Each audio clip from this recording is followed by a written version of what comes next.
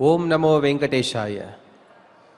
సనందన ముని ప్రియం సకలవర్ణ వేదాత్మకం సమస్త నిగమాగమ స్ఫురిత తత్వ సింహాసనం సహస్రనయనాబ్జాది అమర వృంద సంసేవితం సమష్టిపురవల్లభం దశరథాత్మజం చింతయే. సనందాది మునులకు ప్రీత్యాస్పదుడు, సమస్త వేద ప్రతిపాద్యుడు, పౌరుషేయ అపౌరుషేయ పదాలనే సింహాసనం పైన తన భక్తుల హృదయాల్లో పూజింపబడేవాడు, ఇంద్రాది దేవతల చేత సంసేవితుడు, అయోధ్యాధిపతి దశరథ కుమారుడైన శ్రీరామునికి తదభిన్న శ్రీనివాస పరబ్రహ్మకు నమస్కరిస్తూ ఆ స్వామి యొక్క దయా విశేషం చేత ప్రపంచ ప్రజలందరూ కూడా ధర్మాన్ని ఆచరించాలి, తద్వారా అన్ని అభీష్టాలను పొందాలనే సదుద్దేశంతో తిరుమల తిరుపతి దేవస్థానం వారు నిర్వహించే అయోధ్యాకాండ ప్రవచన కార్యక్రమంలో ఈరోజు మనం సత్సంకల్పపూర్వకంగా శ్రీ గురు ధ్యానాదులను సమిష్టిగా పలుకుతూ ప్రవచన కార్యక్రమాన్ని ప్రారంభించుకుందాం. శ్రీ గురు ధ్యానం. గురుర్బ్రహ్మా గురుర్విష్ణు గురుర్దేవో మహేశ్వరః గురుః సాక్షాత్ పరం బ్రహ్మ తస్మై శ్రీ గురవే నమః. శ్రీనివాస ధ్యానం. శ్రీ వెంకటాద్రినిలయః కమలాకాముకః పుమాన్ అభంగుర విభూతిర్నః తరంగయతు మంగళం. అధ సంకల్పః శ్రీమదాదివరాహ క్షేత్రే విరాజమానస్య శ్రీ పద్మావతీ జానేః అఖిలాండకోటి బ్రహ్మాండ నాయకస్య శ్రీరామచంద్ర రూపాంతరస్య భగవతః శ్రీ వెంకటేశ్వర స్వామినః సన్నిధౌ హనుమత్ సీతా లక్ష్మణ భరత శత్రుఘ్న పరివార సమేత శ్రీరామచంద్ర పరబ్రహ్మణః పరిపూర్ణానుగ్రహేణ అస్మిన్ భువనే సమస్తాధివ్యాధీనాం నివారణార్థం భారతవర్షే విద్యా విత్త వాణిజ్య కృషి వైద్య వైజ్ఞానిక దేశరక్షణాదిరంగేషు విద్యమానానాం ఆస్తిక మహాజనానాం సర్వేషాం సకుటుంబానాం ఆయురారోగ్యైశ్వర్య సద్బుద్ధి ఇత్యాది సర్వశుభఫల ప్రాప్త్యర్థం ధర్మాచరణ ద్వారా శ్రీరామరాజ్యస్య పునర్వ్యవస్థాపనార్థం ఉద్యోగార్థినాం సముచితోద్యోగ ప్రాప్త్యర్థం దంపతీనాం అనుకూల దాంపత్య సిద్ధ్యర్థం సంతానస్య పితృవాక్య పరిపాలనానుకూల బుద్ధి ప్రచోదనార్థం సకల కార్య సిద్ధ్యర్థం గో సంరక్షణార్థం చ శ్రీమద్వాల్మీకి రామాయణే అయోధ్యాకాండే యథాశక్తి శ్లోకం వ్యాఖ్యాన పురస్సరం ద్వ్యధికశతతమ సర్గ శ్లోక పారాయణం తథా శ్రీధన్వంతరి మంత్ర పారాయణం చ అన్యోన్య సాహాయ్యేన ఆచార్య ముఖేన కరిష్యామహే. శ్రీ వాల్మీకి ప్రార్థనా. కూజంతం రామ రామేతి మధురం మధురాక్షరం ఆరుహ్య కవితాశాఖాం వందే వాల్మీకి కోకిలం. శ్రీ ఆంజనేయ ప్రార్థనా. మనోజవం మారుతతుల్య వేగం జితేంద్రియం బుద్ధిమతాం వరిష్టం వాతాత్మజం వానరయూథ ముఖ్యం శ్రీరామదూతం శిరసా నమామి. శ్రీరామాయణ ప్రార్థనా.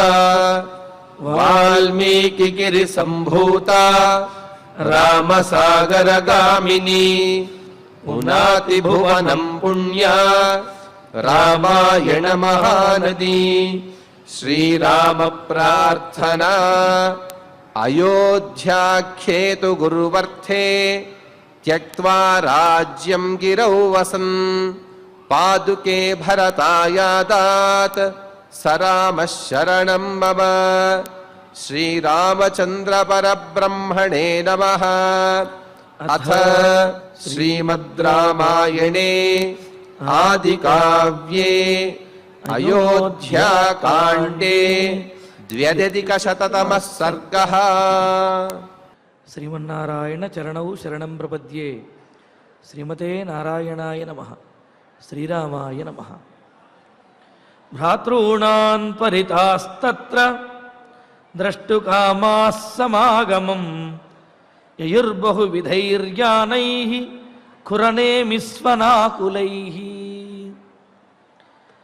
చిత్రకూట పర్వత ప్రాంతానికి చేరుకున్నటువంటి భరతుడు రామచంద్రమూర్తిని కలవడం, తండ్రి గతించినటువంటి విషయాన్ని తెలియజేయటము, ఆ తరువాత శోకించి మరి తాను చేయవలసినటువంటి కర్తవ్యాన్ని తన తమ్ముళ్ళందరూ గుర్తు చేస్తుంటే తమ్ముళ్లతో కలిసి రాముడు, రామ లక్ష్మణ భరత శత్రుఘ్నుడు ఈ నలుగురు కూడా సీతాదేవిని కూడా వెంటబెట్టుకుని మందాకిని నదిలో దశరథ మహారాజుకి అక్కడ నదీ తీరంలో తర్పణములు ఇవ్వటము, పిండ ప్రదానాదులను నిర్వర్తించడము, అలా పూర్తి చేసి మరలా పర్ణశాలకు వచ్చిన తర్వాత రాముడు అలాగే ఆ భరత లక్ష్మణుల్ని కావలించుకుని అన్నదమ్ములు విలపించడము, ఆ విలపించేటటువంటి ఆ ఏడుపు యొక్క ధ్వని పర్వతమంతా వ్యాపించి ప్రతిధ్వనిస్తూ ఉంటే ఆ ధ్వనిని దూరం నుంచి వింటున్నటువంటి ఈ భరతుని యొక్క సైన్యము,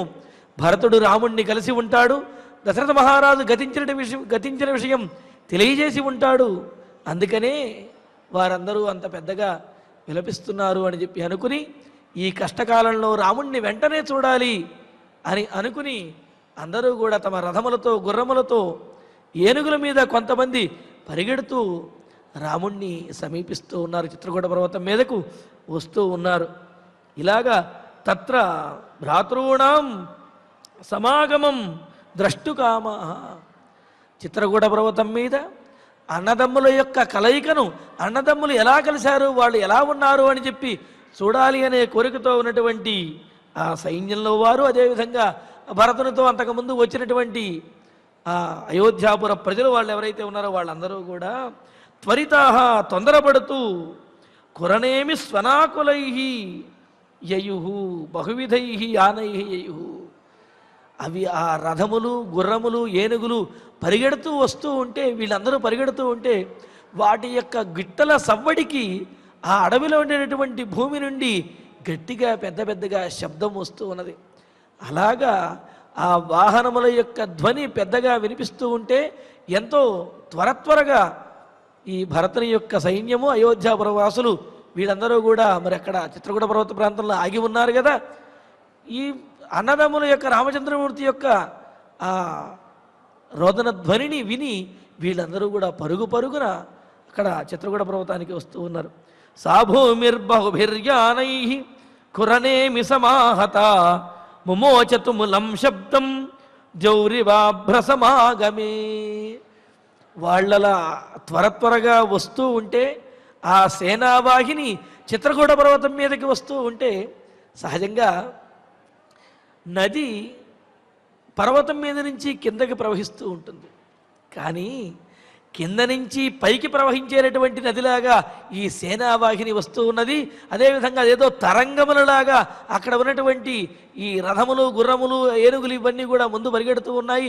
వాటి నుండి వచ్చే ధ్వని మేఘధ్వనిలాగా వినిపిస్తున్నది అని అంటూ బహుభి యానై కురనేమి సమాహత, అనేకమైనటువంటి వాహనముల చేత ఆ గిట్టలు అదేవిధంగా చక్రముల యొక్క తాకిడి నుండి వస్తున్నటువంటి ధ్వని ఎలాగున్నదయ్యా అంటే మేఘముల చేత ఆవరించబడి ఆ మేఘములు వర్షం పడే ముందు ఉరుములు ఉరుముతూ ఉంటే ఎటువంటి ధ్వని వస్తూ ఉంటుందో, ఆ వర్షం పడే సమయంలో పిడుగులు పడుతూ ఉంటే ఎటువంటి ధ్వని వస్తుందో ఆ విధమైనటువంటి ధ్వనితోటి ఈ యానముల మీద వాహనముల మీద భరతునితో వచ్చినటువంటి సైన్యము చిత్రకూట పర్వతం దగ్గరికి ఆ రాముని దగ్గరికి వస్తూ ఉన్నారు.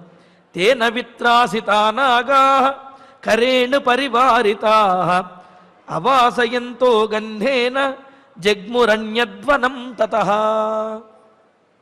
ఇలాగ భరతుని యొక్క ఆ సైన్యం చేత భయపెట్టమంటే వాళ్ళేమి ఇక్కడ ఉన్నటువంటి జంతువులని వాటిని భయపెట్టడం లేదు.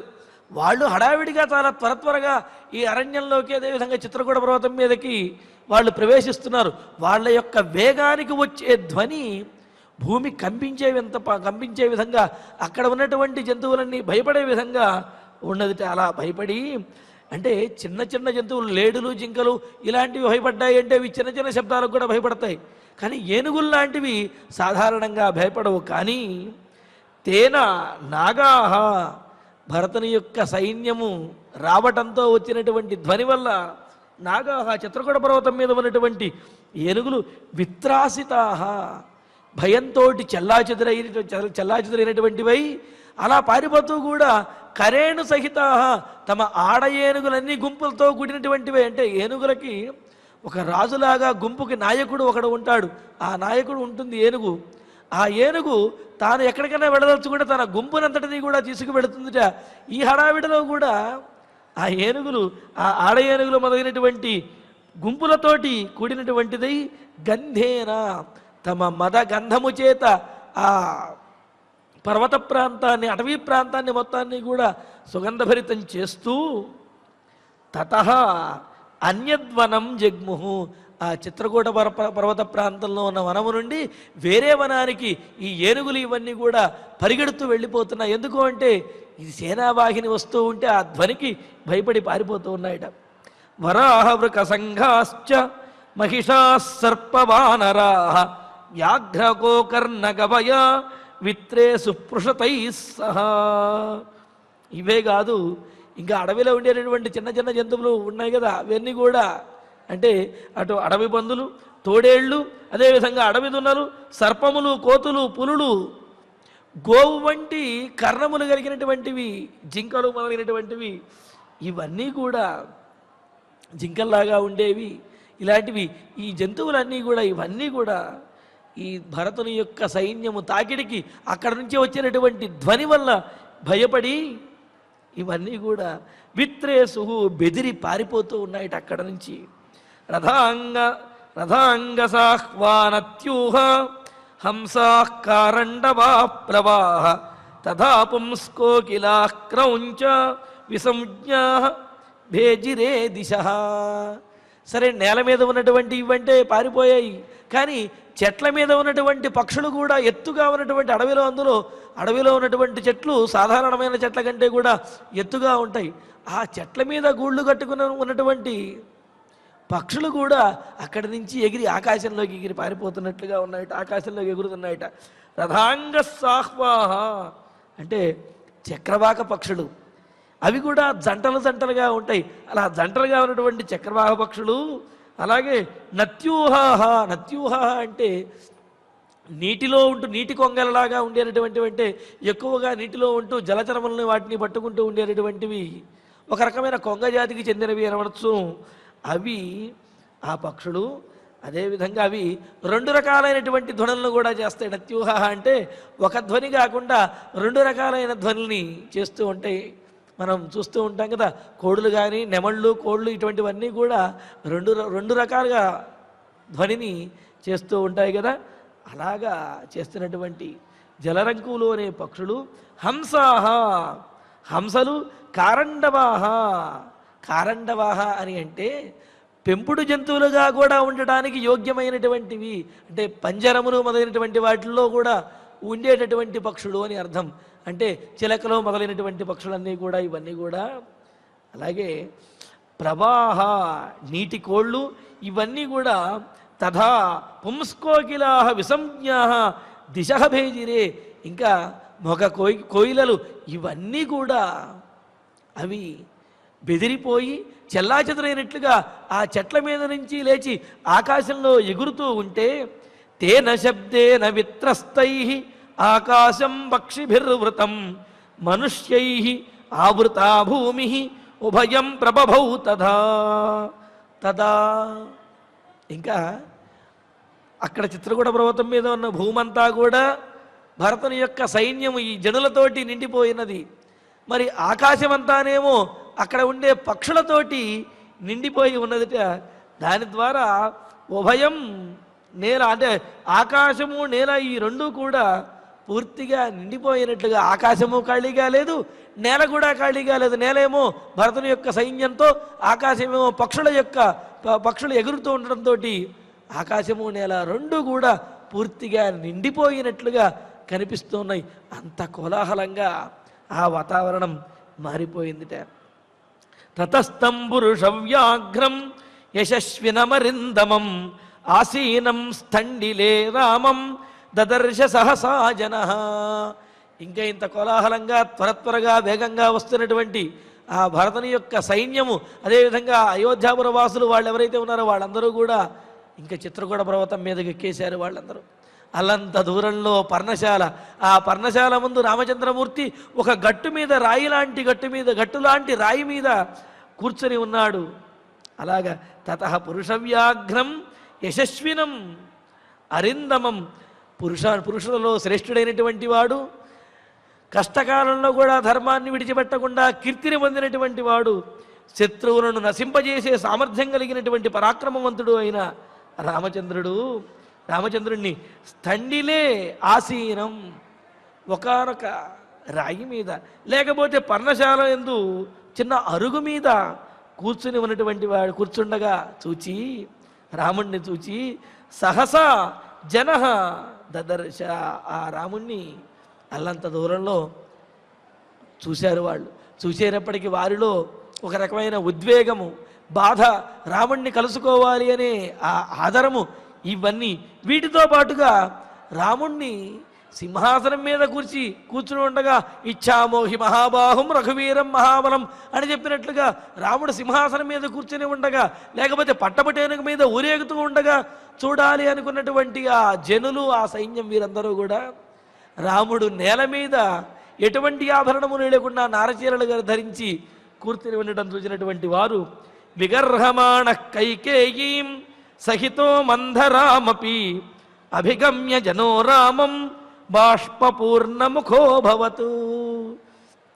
ఇంకా రాముణ్ణి చూచిన వెంటనే కైకేయీం మంధరామపి విగర్హమాణ, కైకేయీ దేవిని తలుచుకుని అబ్బబ్బా ఈ రాముడికి ఇంతటి దారుణమైన స్థితి రావడానికి ఆ కైకేయీ కారణం, కైకేయీ ఆ విధంగా ప్రవర్తించడానికి మంధర కారణం అని చెప్పి కైకేయిని మంధరిని కూడా నానా రకాలుగా తిడుతూ నిందిస్తూ రామం అభిగమ్య బాష్పూర్ణముఖ అభవత్, రాముడి దగ్గరకు వెళ్ళి కళ్ళ నిండా నీటితోటి వాళ్ళు ఆ విధంగా కన్నీళ్లతో కూడిన కళ్ళతోటి రాముణ్ణి అలా చూస్తూ ఉండిపోయారు.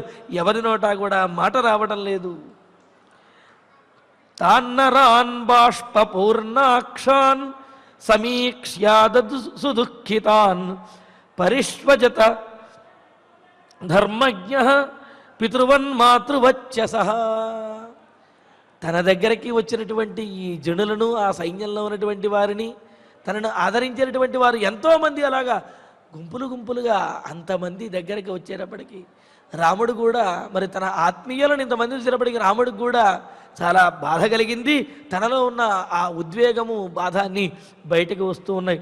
అధ ధర్మజ్ఞ, అయితే ఎంత బాధపడుతూ ఉన్నా ఎలా ఉన్నప్పటికీ కూడా ధర్మజ్ఞుడైనటువంటి రాముడు ఏ సందర్భంలోనూ ధర్మము తప్పడు కదా. అందుకని సహా బాష్పూర్ణాక్షాన్, కన్నీళ్లతో నిండినటువంటి వారు, ఆర్తితో తన వద్దకు వచ్చినటువంటి వారు, ఎంతో దుఃఖిస్తూ ఉన్నటువంటి తాన్నరాన్, ఆ ప్రజలను, ఆ జనులను, అయోధ్యాపురులను, పౌరులను చూచి పితృవతు మాతృవతు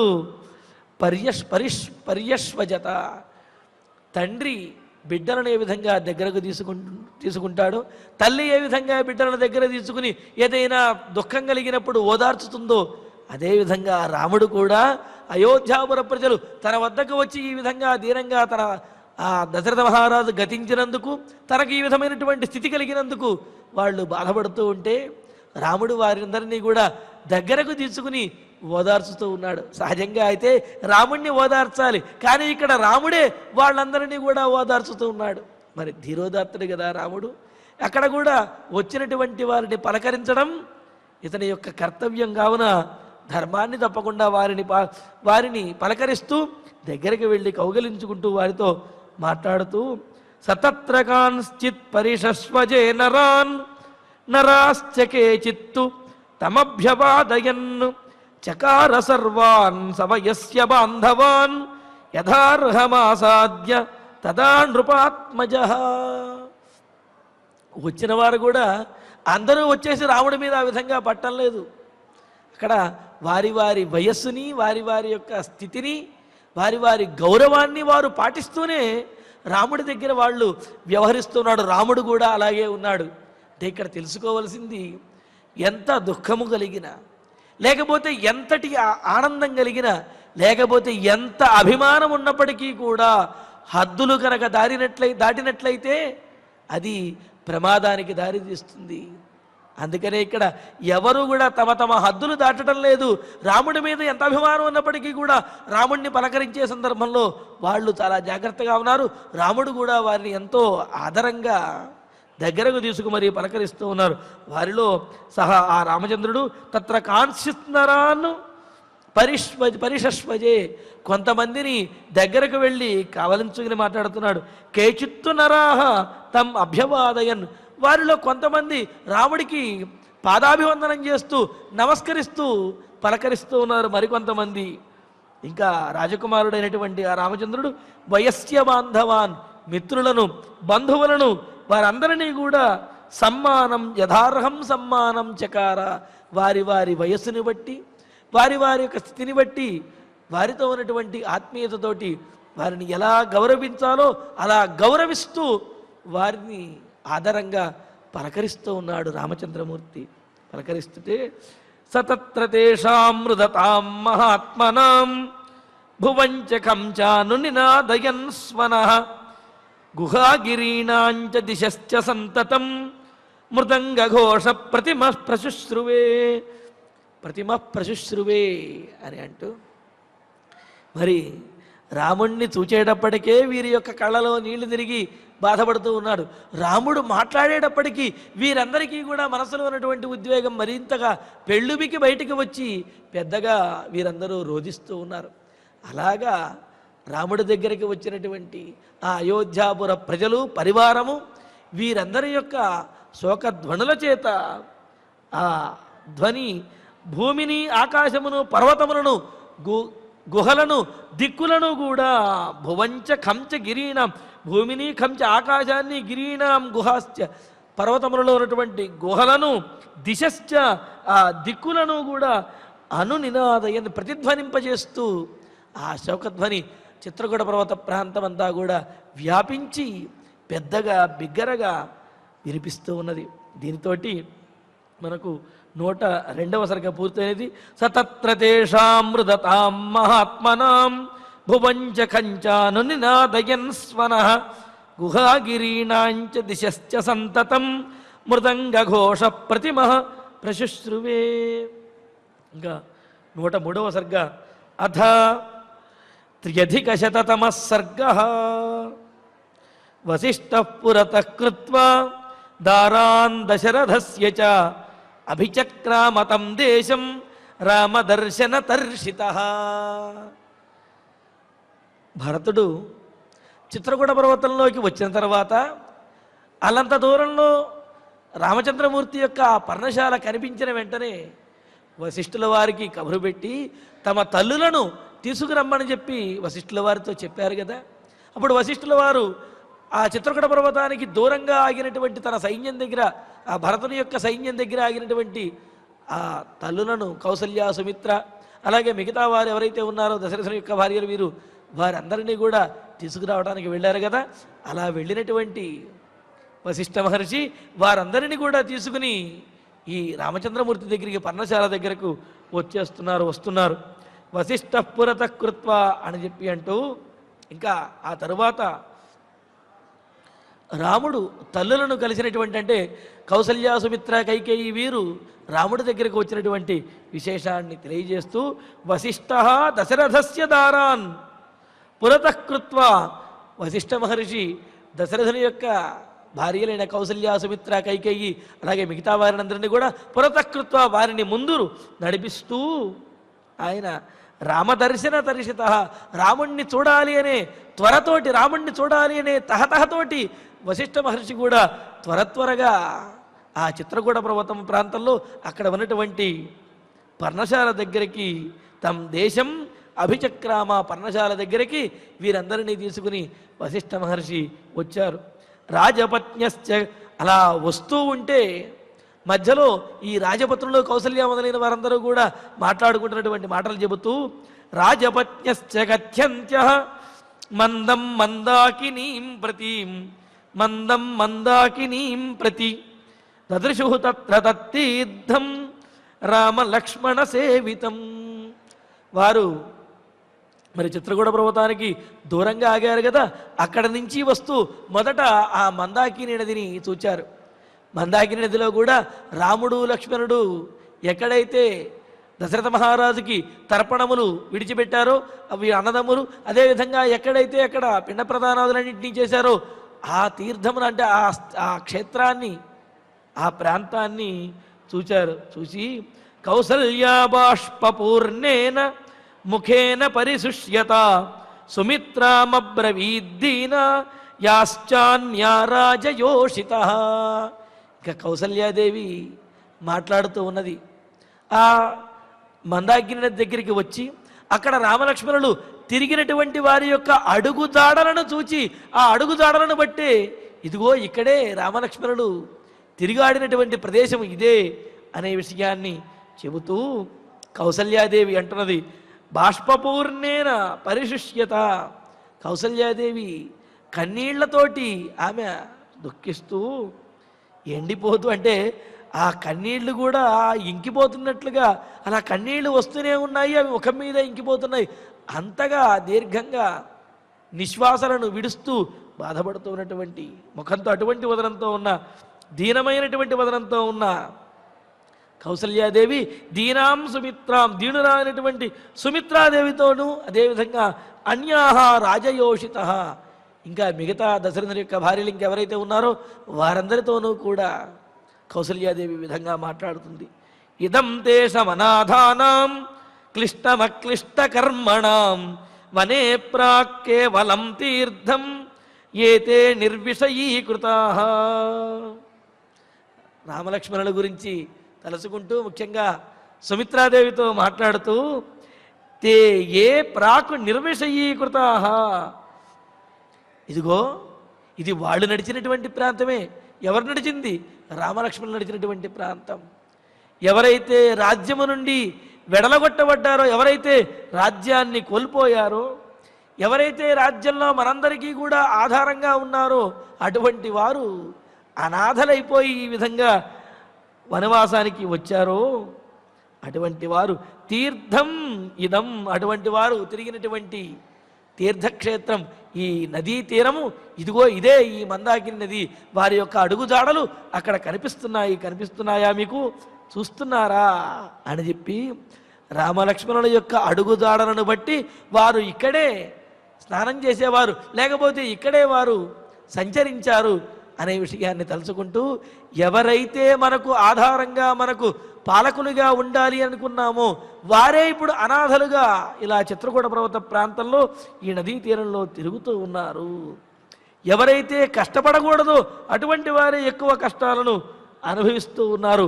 ఎవరైతే అందరికీ దిక్కుగా ఉన్నారో వారే దిక్కు లేకుండా ఈ విధంగా అడవిలో గడుపుతూ ఉన్నారు అని కౌసల్యాదేవి వాపోతూ తన చుట్టూ ఉన్నటువంటి ఆ సుమిత్ర మొదలైన వారితోటి తన బాధను ఈ విధంగా పంచుకుంటున్నది.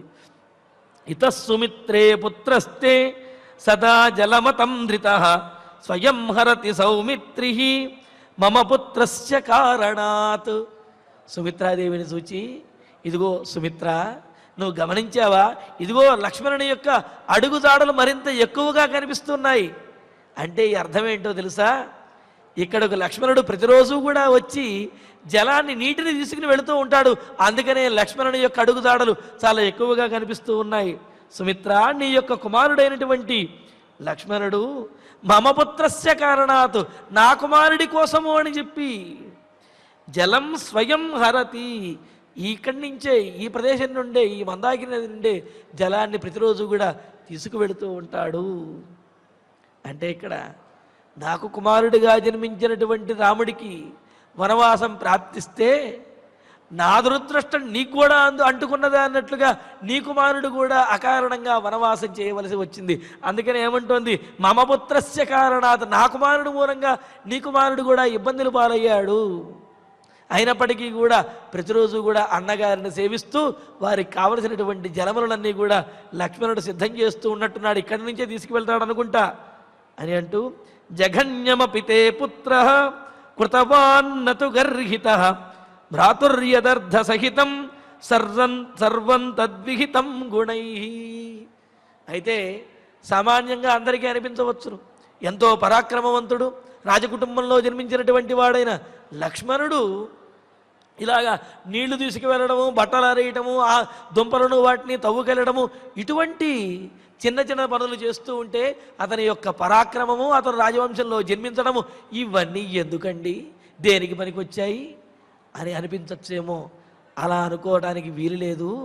రాముణ్ణి సేవించటము అనేది ఏదైతే ఉన్నదో అదే గొప్పదైనటువంటి పని.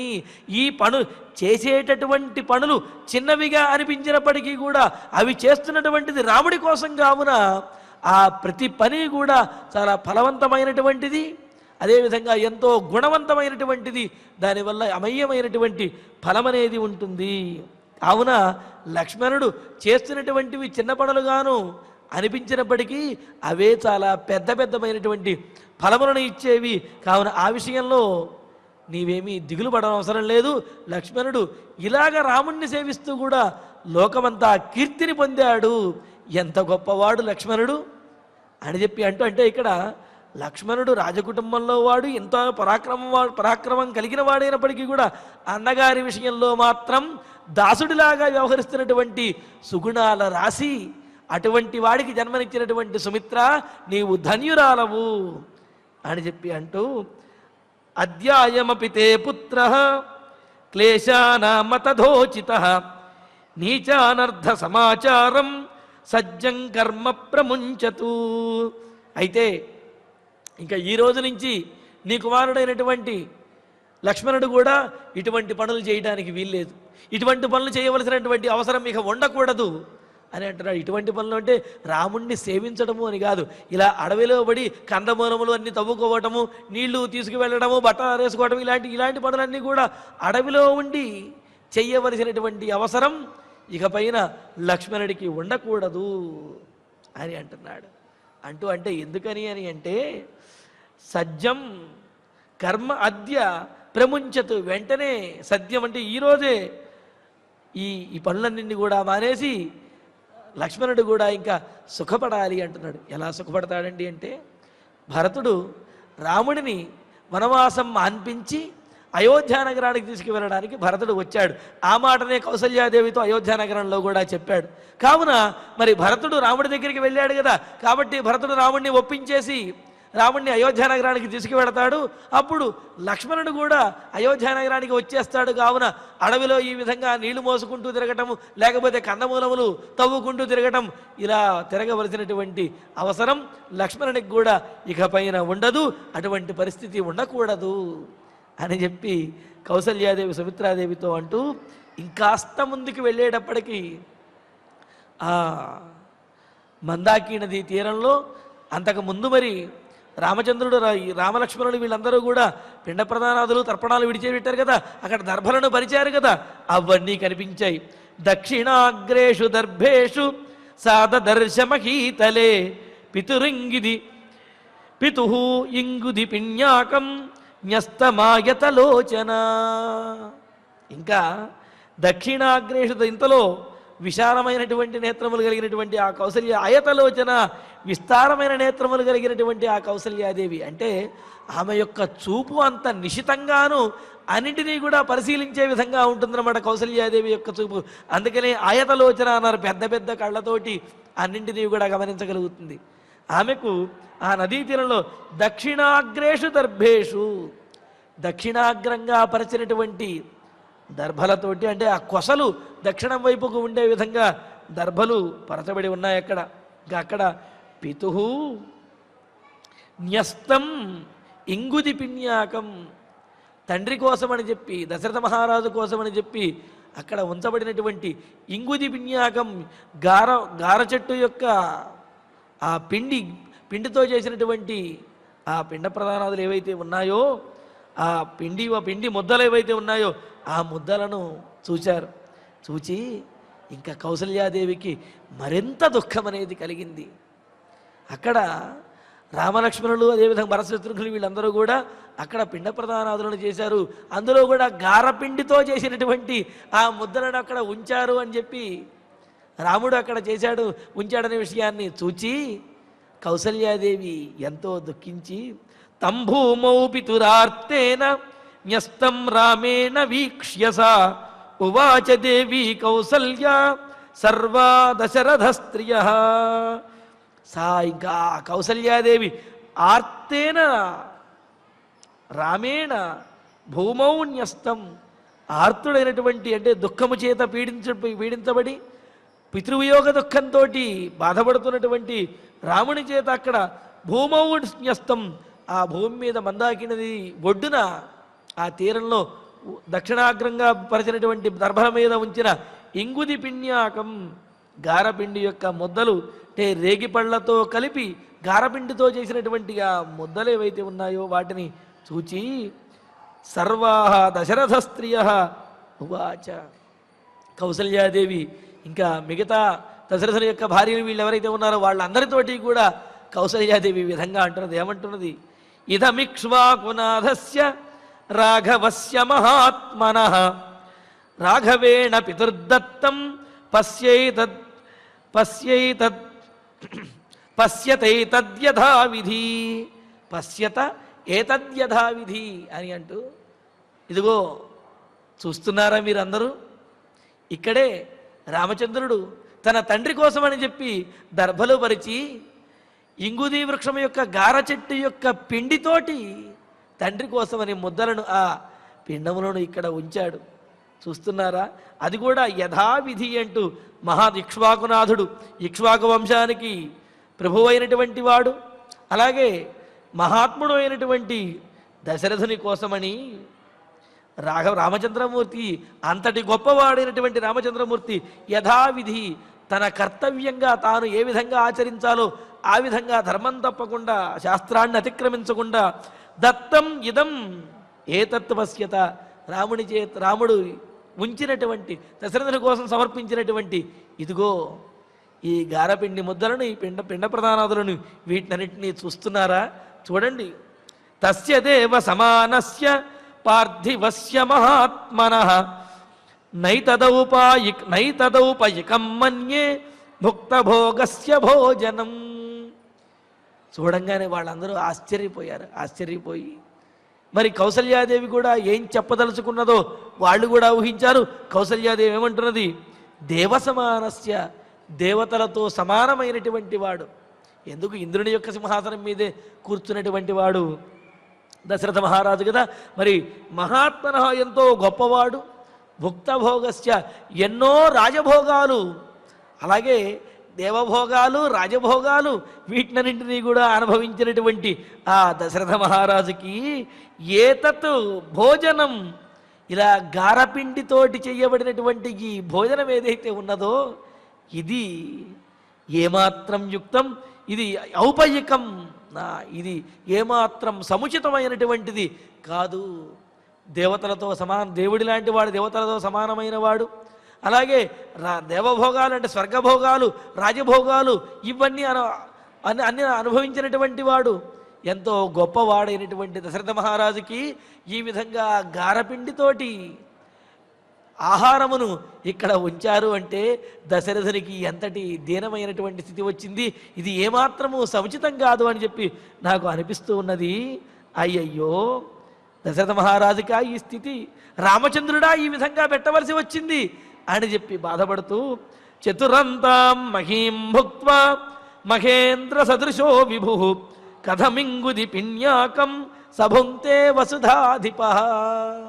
ఇంకా అంటూ ఉన్నది ఈ విధంగా 4వ దిక్కుల వరకు కూడా విభువు ప్రభువు అయినటువంటి వాడు, చక్రవర్తి, మహేంద్ర సదృశ దేవేంద్రుడితోటి సమానమైనటువంటి వాడు, ఈ భూమండలాన్ని మొత్తాన్ని పరిపాలించేటటువంటి వాడు, 4 సముద్రములు సరిహద్దులుగా కలిగినటువంటి ఈ భూమండలం మొత్తానికి కూడా అధిపతి అయినటువంటి దశరథ మహారాజు సమస్తమైనటువంటి భోగములను ఈ సమస్తమైనటువంటి భూమండలాన్ని పాలించినటువంటి రాజాధిరాజు చక్రవర్తి అయినటువంటి దశరథ మహారాజు కథం భుంక్తే ఇలాగ గారపిండితో చేసినటువంటి ఈ పిండములను, ఈ ఆహారమును ఎలా స్వీకరించగలుగుతాడు, ఎలా తీసుకుంటాడు అని చెప్పి అంటూ, ఇంతకంటే దుఃఖకరమైనటువంటిది, ఇంతకంటే దారుణమైంది ఇంకేమైనా ఉంటుందా అని అంటున్నారు. వెంటనే మనకు సందేహం వచ్చేస్తుంది. ఏమండి, అక్కడ ఉంచినటువంటి ఆ పిండ ప్రదానాదులు కానివ్వండి, లేకపోతే ఇచ్చేటటువంటి తర్పణాదులు కానివ్వండి, ఆ పితృదేవతలు కానీ వీళ్ళందరూ వచ్చి తింటారా, వాటినన్నింటినీ తాగుతారా, స్వీకరిస్తారా అని అంటే, దేవతా స్వరూపం వచ్చినటువంటి వారికి, అలాగే దేవతలకి కూడా వాళ్ళది తేజోరూపమైనటువంటి శరీరం, అంతేగాని మనలాగా పార్థివ దేహం అనేది వారికి ఉండదు. కావున ఆ తేజోరూపంతో ఉండేటటువంటి వారి యొక్క చూపుతోటే ఈ పదార్థములను, అంటే ఈ భూలోకం నుండి మనం ఇచ్చేటటువంటి ఆ తర్పణములను కానీ, లేకపోతే మనం ఇచ్చేటటువంటి ఆహార పదార్థములు ఏవైతే ఉన్నాయో వాటిని తమ చూపుతోటే వాటిలో ఉండేటటువంటి సారాన్ని వాళ్ళు గ్రహిస్తారు. ఏ విధంగా అయితే సూర్యుడు నేల మీద, భూమి మీద ఉన్నటువంటి నీటిని ఆవిరిలాగా గ్రహిస్తాడో, అదేవిధంగా పితృదేవతలు, దేవతలు కూడా తమకు సమర్పించినటువంటి ఆయా ఆహార పదార్థములను, ఆయా ప్రసాదములను వాటిని వారు తమ దృష్టితోటి, తమ చూపుతోటే వారు వాటిలో ఉండేటటువంటి సారాన్ని గ్రహిస్తారు. అలా భగవంతుని యొక్క దృష్టి పడినటువంటిది ప్రసాదం అవుతుంది. అలాగే పితృదేవతలు కూడా వారు తమ దృష్టితోటి స్వీకరిస్తారు. అంతేకాదు వాయస గృధ్ర జలచర ముఖేనా అని చెప్పి అంటారు. వాయసములు అంటే కాకుల రూపంలో కానీ, లేకపోతే గృధ్రము అంటే గద్దల రూపంలో కానీ, లేకపోతే జలచరములు నీళ్లలో ఉండేటటువంటి ఈ జలచరములు ఏవైతే ఉన్నాయో వాటి రూపంలో పితృదేవతలు ఈ ఆహార పదార్థాలని స్వీకరిస్తారు అని చెప్పి అన్నారు. అందుకనే ఇక్కడ కౌసల్యాదేవి ఉంటుంది, మరి రాముడు పెట్టినటువంటిది, అలాగే ఎన్నో భోగములను అనుభవించినటువంటి వాడైన దశరథ మహారాజు ఈ గారపిండితో చేసినటువంటి ఈ ఆహారమును స్వీకరిస్తాడా, దాన్ని ఆ సారాన్ని ఆయన గ్రహిస్తాడా అని చెప్పి అనుకుంటూ, అతో దుఃఖతరం లోకే నకించిత్ ప్రతిభాతిమా, అందుకనే ఇంతకు మించినటువంటి యత్ర బుద్ధిమాన్ రామ, ఎక్కడైతే బుద్ధిమంతుడైనటువంటి అన్నీ తెలిసినటువంటి వాడైన రాముడు పితుహు ఇంగుదిక్షోదం, తన తండ్రికి దశరథ మహారాజుకి గారపిండితో చేసినటువంటి ఆ పిండ ప్రదానములను సమర్పించాడు అంటే, అతః దుఃఖతరం లోకే మా న ప్రతిభాతి, ఇంతకంటే దుఃఖకరమైనటువంటిది, ఇంతకంటే దారుణమైనటువంటిది విషయము నాకు కనిపించడం లేదు. ఎందుకంటే ఆ ఆహారమును ఇచ్చినటువంటి వాడు, పిండ ప్రదానం చేసినటువంటి వాడు అంత గొప్పవాడు, అది స్వీకరించవలసినటువంటి వాడు కూడా అంత గొప్పవాళ్ళు. ఈ విధంగా ఒక మహాత్ముడు మరి ఒక మహాత్ముడికి ఈ విధమైనటువంటి ఆహారాన్ని సమర్పించవలసి వచ్చిందే, ఇంతకు మించినటువంటి దారుణము, ఘోరమైనటువంటిది, దుఃఖకరమైనటువంటిది ఇంకోటి ఏది కూడా ఈ లోకంలో నాకు అనిపించడం లేదు సుమిత్ర అని ఆ మిగతా వారందరితో కూడా చెబుతూ, రామేణేంగుది పిణ్యాకం పితుర్దత్తం సమీక్ష్యమే కథం దుఃఖేన హృదయం నస్ఫోటతి సహస్రధా. రాముడు ఈ విధమైనటువంటి ఆహారాన్ని సమర్పించాడు అనేది కళ్ళ ఎదురుగా నాకు కనిపిస్తూ ఉన్నప్పటికీ కూడా రామేణ పితు దత్తం ఇంగుది పిణ్యాకం సమీక్ష్య. రాముని చేత తండ్రికి ఇయ్యబడినటువంటి ఈ గారపిండి యొక్క ఈ పిండ ప్రధానాదులను వీటిని చూచిన తర్వాత కూడా మే హృదయం దుఃఖేన సహస్రద కథం న స్ఫోటది. నా హృదయము ఈ దుఃఖంతో 1000 ముక్కలుగా ఎందుకు పగిలిపోవటం లేదు? ఎందుకు అంటే నా హృదయం రాయైపోయినట్టుంది. అందుకనే ఇంత దారుణమైనటువంటి స్థితిని చూచి కూడా నా హృదయం బ్రద్దలు కావటం లేదు. అంటే ఏమైంది? నాకు హృదయమే లేకుండా పోయిందా అని అంటూ శృతిస్తు ఖల్వియం సత్య లౌకికీ ప్రతిభాతిమా యదన్న పురుషో భవతి తదన్నాస్తస్య దేవతాః. ఇంకా ఇప్పుడు కౌసల్యాదేవి ఒక్కసారి తేరుకున్నటువంటిదై వాస్తవంలోకి వచ్చి గ్రహించినటువంటిది. అంటే అప్పటి వరకు కూడా దశరథ మహారాజు చక్రవర్తి, రామచంద్రమూర్తి రాజకుమారుడు, సమర్థుడు. ఇటువంటి సమర్థుడు రాజకుమారుడు అయినటువంటి వాడు తన తండ్రి అయినటువంటి చక్రవర్తికి సమర్పించవలసినటువంటి ఆహారమా? అలా సమర్పించవలసినటువంటి స్థితి వచ్చిందంటే ఇంతకంటే దుఃఖకరమైనటువంటిది, దారుణమైనటువంటిది ఇంకేమైనా ఉంటుందా అని చెప్పి ఇప్పటి వరకు భావించింది. మరి ఇప్పుడు కొంత ఊరట చెంది అంటే ఆలోచన చెందుతూ మరి లోకంలో ఒక మాట వినిపిస్తూ ఉన్నది కదా. ఏమిటా మాట అంటూ పురుష యదన్న పురుషుడు, మనుష్యుడు ఏదైతే ఆహారముగా స్వీకరిస్తాడో, దేనినైతే తాను ఆహారంగా కలిగి ఉంటాడో దానినే తస్య దేవతాః తదన్నాః, అతని యొక్క దేవతలు కూడా అదే ఆహారాన్ని స్వీకరించడానికి సంసిద్ధమవుతారు. కావున మానవుడు ఏ ఆహారాన్ని స్వీకరిస్తాడో అతడు ఆరాధించేటటువంటి దేవతలు కూడా అతడు గ్రహించేటటువంటి ఆహారాన్ని, అతడు ఇవ్వగలిగినటువంటి ఆహారాన్ని వాళ్ళు కూడా ఆహారంగా స్వీకరించి ఆనందిస్తారు. ఇది శృతి, ఇతీయం శృతి, ఇతీయం లౌకికీ శృతి అని ఈ లోకంలో ఏదైతే మాట ఉన్నదో, సామెత ఉన్నదో, ప్రసిద్ధి ఉన్నదో అది ప్రతిభాతికలు, అది నిజమే అని, అది సత్యా ప్రతిభాతికలు, అది నిజమే అని నాకు అనిపిస్తున్నది.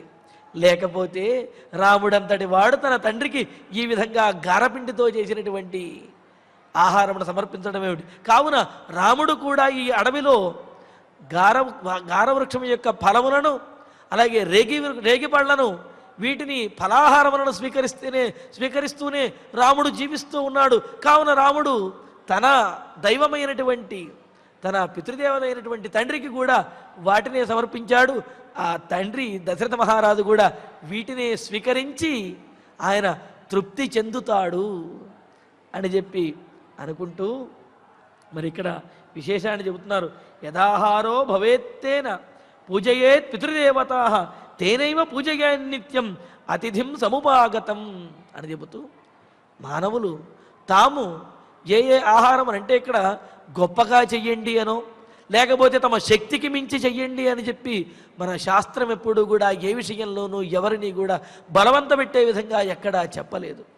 తాము ప్రతినిత్యము ఏ ఆహారంతో అయితే ఉంటారో, తమకు ఏ ఆహారం అయితే నిర్దేశించబడిందో, ఏదైతే లభిస్తూ ఉన్నదో అదే ఆహారాన్ని తమ పితృదేవతలకు, తాము ఆరాధించేటటువంటి దేవతలకు కూడా సమర్పించాలి.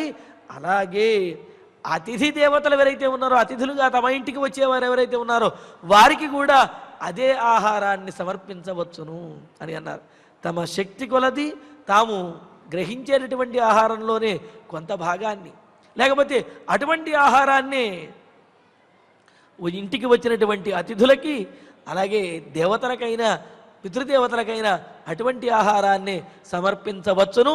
అలా సమర్పించడం ద్వారా దేవతలు, పితృదేవతలు, అతిథులు ఎవరైనా సరే వాళ్ళు ఆనందిస్తారు, పరిపూర్ణంగా సంతృప్తి చెందుతారు అని చెప్పి మనకు చక్కగా ఇక్కడ కౌసల్యాదేవి యొక్క మాటల్లో తెలుస్తూ ఉన్నది.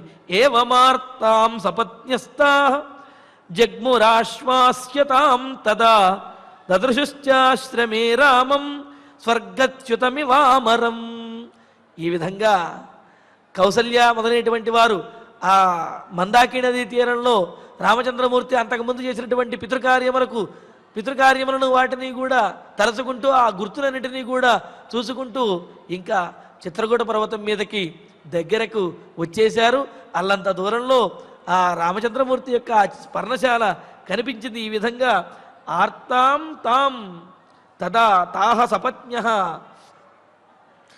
ఇలాగా బాధపడుతూ ఉన్నటువంటి కౌసల్యాదేవిని చుట్టూ ఉన్నటువంటి ఆమె యొక్క సవతులు, అంటే దశరథ మహారాజు యొక్క మిగతా భార్యలు ఎవరైతే ఉన్నారో వీరందరూ కూడా కౌసల్యాదేవి దగ్గరికి వచ్చి ఆమెను గట్టిగా పట్టుకుని ఆమెను ఓదార్చుతూ ఉన్నారు. ఇలా ఓదార్చుతూ ఆమెను ముందుకు తీసుకువెళుతూ ఉన్నారు. అలాగా ఆ చిత్రకూట పర్వతం మీదకి వెళ్ళేటప్పటికీ జగ్మోహం ముందుకు వెళ్ళారు, ముందుకు సాగారు. ఆశ్రమే స్వర్గచ్యుతం అమరం ఇవ స్థితం. ఇంకా ఆశ్రమం ముందు మహాపురుషుడు రామచంద్రమూర్తిని చూశారు. ఆయన ఎలా ఉన్నాడు అంటే స్వర్గము నుండి కిందికి వచ్చినటువంటి దేవేంద్రుడిలాగా ఉన్నట్ట. అంటే ఏమిటి, అయోధ్యానగరం నుండి చిత్రకూట పర్వతానికి వచ్చేసినటువంటి రాముడు స్వర్గం నుండి స్వర్గాన్ని విడిచిపెట్టి ఈ చిత్రకూట పర్వతానికి అడవికి వచ్చినటువంటి దేవేంద్రుడిలాగా కనిపిస్తూ ఉన్నట్ట. అలా కనిపిస్తున్నటువంటి రామచంద్రమూర్తిని కౌసల్య, సుమిత్ర మొదలైనటువంటి తల్లులందరూ కూడా అలంత దూరంలో చూచి ఒకంత ఆనందము, మరొకింత ఉద్వేగము, మరొకింత కళ్ళ నిండా నీరు నిండి రాముణ్ణి చూడలేనటువంటి స్థితి. ఈ విధంగా రాముణ్ణి వాళ్ళందరూ కూడా సమీపించారు. మరి తన వద్దకు వచ్చినటువంటి తల్లులను రాముడు ఏ విధంగా ఓదార్చాడు, ఆ తరువాత ఏం జరిగిందనే విశేషాలను తరువాతి ప్రవచనంలో తెలుసుకుందాము. ఇక ఇప్పుడు ఆచార్యుల వారి ద్వారా శ్లోకాలను పారాయణ చేసుకుందాము. భ్రాతॄణాం త్వరితాస్తత్ర భ్రాతॄణాం త్వరితాస్తత్ర ద్రష్టుకామాః సమాగమం ద్రష్టుకామాః సమాగమం యయుర్బహువిధైర్యానైః యయుర్బహువిధైర్యానైః కురనేమిస్వనాకులైః కురనేమిస్వనాకులైః సా భూమిర్బహుభిర్యానైః సా భూమిర్బహుభిర్యానైః కురనేమి సమాహతా కురనేమి సమాహతా ముమోచతు మూలం శబ్దం ముమోచతు ములం శబ్దం జౌరివాభ్రసమాగమే జౌరివాభ్రసమాగమే తేన విత్రాసితా నాగాః తేన విత్రాసితా నాగాః కరేణు పరివారితాః కరేణు పరివారితాః ఆవాసయంతో గంధేన ఆవాసయంతో గంధేన జగ్మురన్యద్వనం తతః జగ్మురన్యద్వనం తతః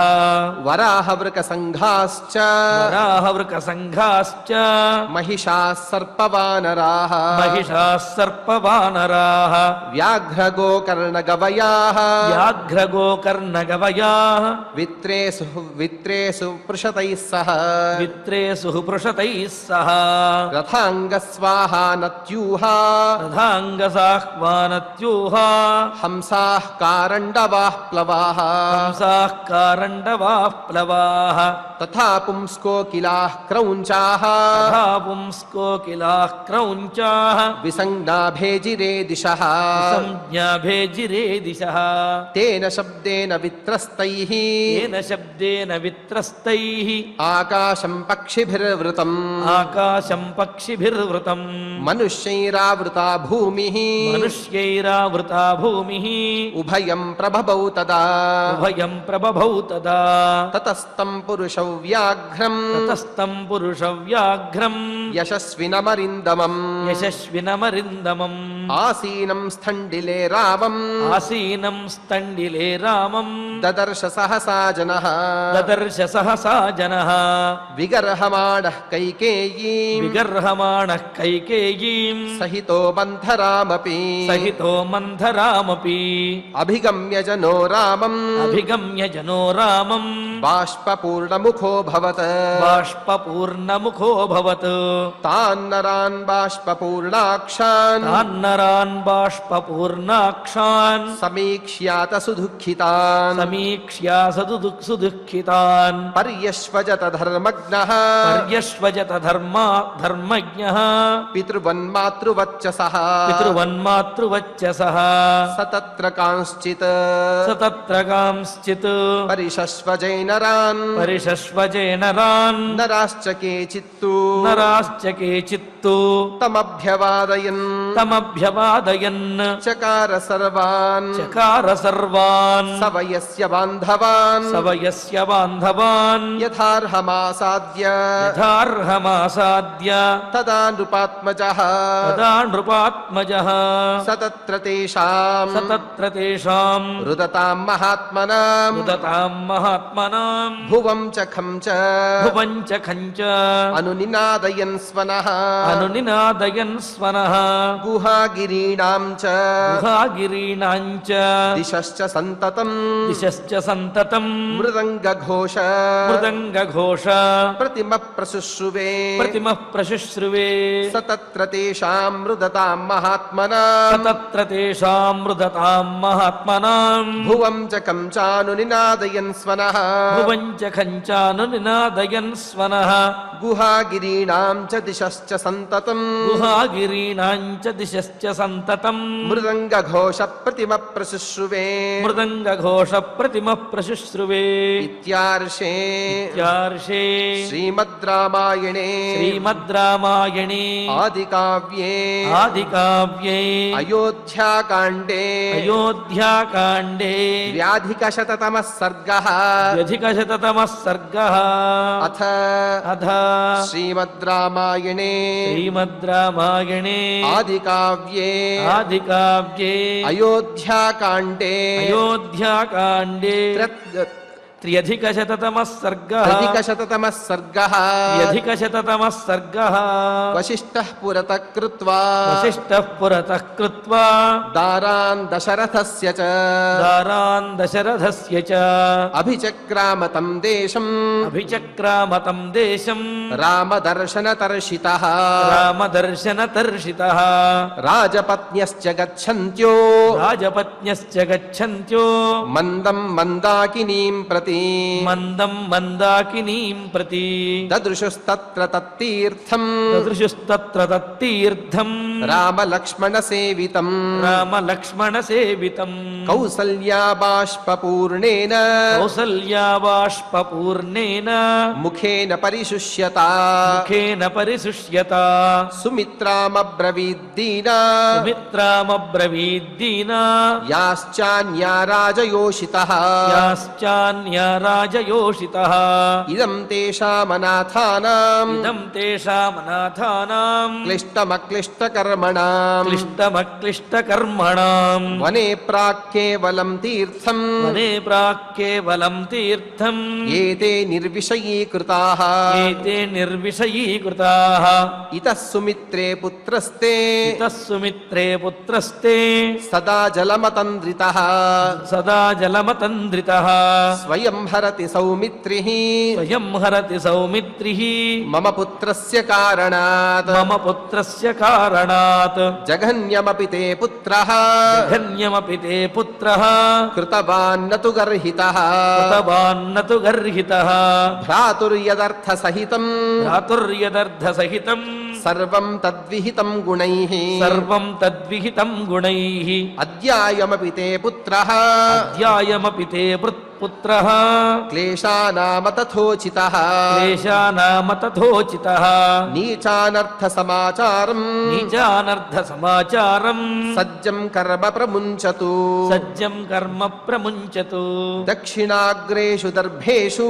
దక్షిణాగ్రేషు దర్భేషు సాదదర్శమహీతలే సాదదర్శమహీతలే పితురింగుది పిణ్యాకం పితురింగుది పిణ్యాకం న్యస్తమాయతలోచన న్యస్తమాయతలోచన తౌ భూమో పితురార్తేన భూమౌ పితురార్తేన తం భూమో పితురార్తేన తం భూమౌ పితురార్తేన న్యస్తం రామేణ వీక్ష్యసా న్యస్తం రామేణ వీక్ష్యసా ఉవాచ దేవీ కౌసల్యా ఉవాచ దేవీ కౌసల్యా సర్వా దశరథ స్త్రియః సర్వా దశరథ స్త్రియః ఇదమిక్ష్వాకునాథస్య ఇదమిక్ష్వాకునాథస్య ఇక్ష్వాకునాథస్య రాఘవస్య మహాత్మనః రాఘవస్య మహాత్మనః రాఘవేణ పితుర్దత్తం రాఘవేణ పితుర్దత్తం పశ్యతైతద్యథావిధి పశ్యతైతద్యథావిధి తస్య దేవ సమానస్య తస్య దేవ సమానస్య పార్థివస్య మహాత్మనః పార్థివస్య మహాత్మనః నైతదోపైకం మన్యే నైతదౌపైకం మన్యే భుక్తభోగస్య భోజనం భుక్తభోగస్య భోజనం చతురంతాం మహీం భుక్త్వా చతురంతాం మహీం భుక్త్వా మహేంద్ర సదృశో విభుః మహేంద్ర సదృశో విభుః కథమింగుదిపిణ్యాకం కథమింగుదిపిన్యాకం సభుంక్తే వసుధాధిపః సభుంక్తే వసుధాధిపః అథో దుఃఖతరం లోకే అతో దుఃఖతరం లోకే న కించిత్ ప్రతిభాతి మా న కించిత్ ప్రతిభాతి మా యత్ర రామః పితుర్దద్యాత్ యత్ర రామః పితుర్దద్యాత్ ఇంగుదిక్షోదమృద్ధిమాన్ ఇంగుదిక్షోదమృద్ధిమాన్ రామేణేంగుదిపిణ్యాకం రామేణేంగుదిపిన్యాకం పితుర్దత్తం సమీక్ష్య మే పితుర్దత్తం సమీక్ష్య మే కథం దుఃఖేన హృదయం కథం దుఃఖేన హృదయం న స్ఫోటతి సహస్రధా స్ఫోటతి సహస్రధా శృతిస్థు ఖల్వియం సత్యా శృతిస్తు ఖల్వియం సత్యా లౌకికీ ప్రతిభాతి మా లౌకికీ ప్రతిభాతి మా యదన్నః పురుషో భవతి యదన్నః పురుషో భవతి తదన్నాస్తస్య దేవతాః తదన్నాస్తస్య దేవతాః ఏవమార్తాం సపత్న్యస్తాః ఏవమార్తాం సపత్న్యస్తాః ఏవమార్తాం సపత్న్యస్తాః ఏవమార్తాం సపత్న్యస్తాః జగ్మురాశ్వాస్యతాం సదా జగ్మురాశ్వాస్యతాం తదా దదృశుశ్చాశ్రమే రామం దదృశుశ్చాశ్రమే రామం స్వర్గచ్యుతమివామరం స్వర్గచ్యుతమిమామరం ఇత్యార్షే ఇత్యార్షే శ్రీమద్ రామాయణే శ్రీమద్ రామాయణే ఆదికావ్యే ఆదికావ్యే అయోధ్యాకాండే అయోధ్యాకాండే శతతమే సర్గే త్ర్యధికశతతమే సర్గే షోడశ శ్లోకాః షోడశ శ్లోకాః. ఇక మనం ఫలశ్రుతిని ప్రారంభించి మంగళశ్లోక పర్యంతం కలిసి పలుకుదాం. ఈ కార్యక్రమాన్ని సంపూర్ణం చేసుకుందాం. ఫలశ్రుతి ఆయుష్యమారోగ్యకరం యశస్యం సౌభ్రాతృకం బుద్ధికరం సుఖం చ శ్రోతవ్యమేతన్నియమేన సద్భిః ఆఖ్యానమోజస్కరమృద్ధికామైః శ్రీరామచంద్ర పరబ్రహ్మణే నమః. అథ ధన్వంతరి ధ్యానం అచ్యుతానంత గోవింద విష్ణో నారాయణామృత రోగాన్మే నాశయాశేషాన్ ఆశు ధన్వంతరే హరే ఆరోగ్యం దీర్ఘమాయుష్యం బలం తేజోధియం శ్రియం స్వభక్తేభ్యోనుగృహ్ణంతం వందే ధన్వంతరిం హరిం ధన్వంతరేరిమం శ్లోకం భక్త్యా నిత్యం పఠంతి యే అనారోగ్యం న తేషాం స్యాత్ సుఖం జీవంతి తే చిరం. ఓం నమో భగవతే వాసుదేవాయ ధన్వంతరయే అమృతకలశహస్తాయ వజ్రజలౌకహస్తాయ సర్వామయ వినాశనాయ త్రైలోక్యనాథాయ మహావిష్ణవే స్వాహా. ఓం వాసుదేవాయ విద్మహే సుధాహస్తాయ ధీమహి తన్నో ధన్వంతరి ప్రచోదయాత్.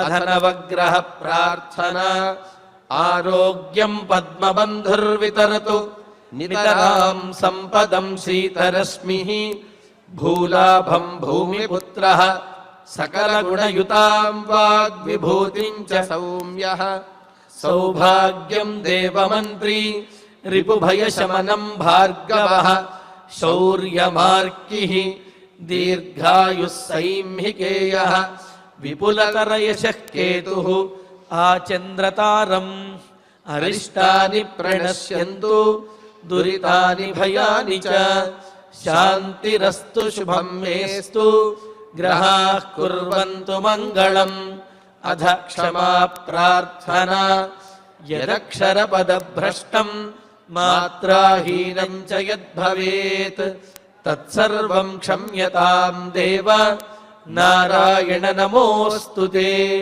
అథ భగవత్సమర్పణం కాయేన వాచా మనసేంద్రియైర్వా బుద్ధ్యాత్మనా వా ప్రకృతే స్వభావాత్ కరోమి యద్యత్ సకలం పరస్మై నారాయణాయేతి సమర్పయామి.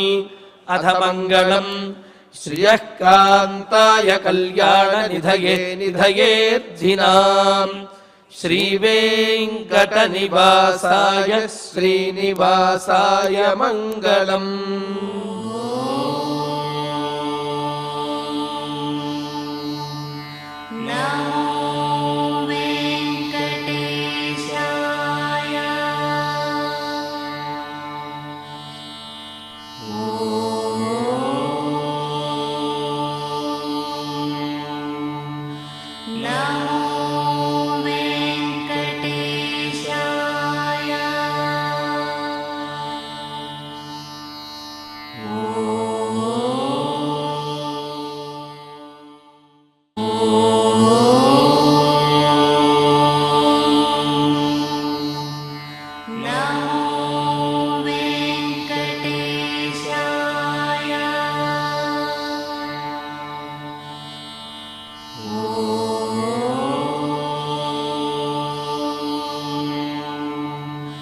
No.